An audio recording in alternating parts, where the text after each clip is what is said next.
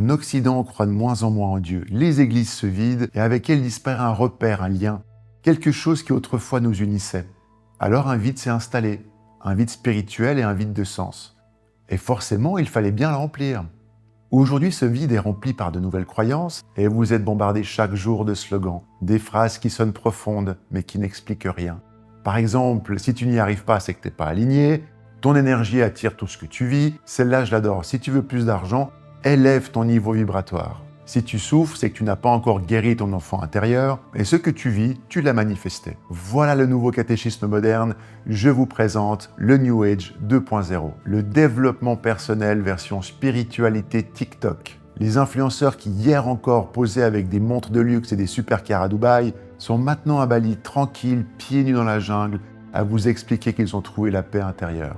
Ils vous disent qu'ils ont transcendé l'ego, qu'ils ont élevé leur vibration et qu'ils peuvent vous apprendre à faire pareil, pour le prix d'un séminaire hors de prix. Le problème avec ce discours, il repose sur une idée très simple mais très dangereuse. Tout vient de toi, tout dépend de toi. Si ta vie ne fonctionne pas, c'est ta faute. C'est ta faute, parce que tu n'es pas assez aligné, pas assez vibré, pas assez manifesté. Mais quelle blague! Mais allez dire ça à un enfant au Yémen qui grandit dans un pays en guerre, sans eau potable, sans nourriture, sans école. Expliquez-lui que son problème, c'est son alignement. Quelle blague!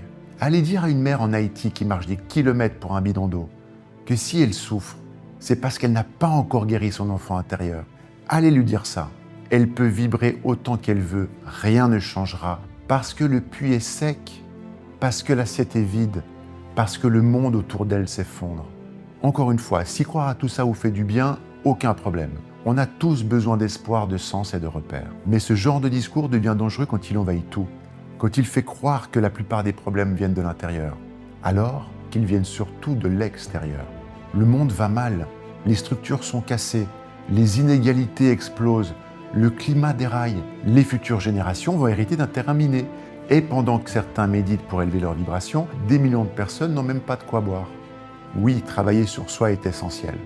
Mais croire que tout dépend uniquement de nous, c'est une illusion dangereuse. Tout cela pour vous dire, on n'a pas seulement un travail intérieur à faire, on a un travail collectif, un travail réel, un travail humain. Et tout commence par une prise de conscience simple. Les vrais problèmes ne viennent pas toujours de vous, ils viennent du monde que nous avons laissé se dégrader. Et c'est seulement à partir de là que nous pourrons vraiment changer quelque chose.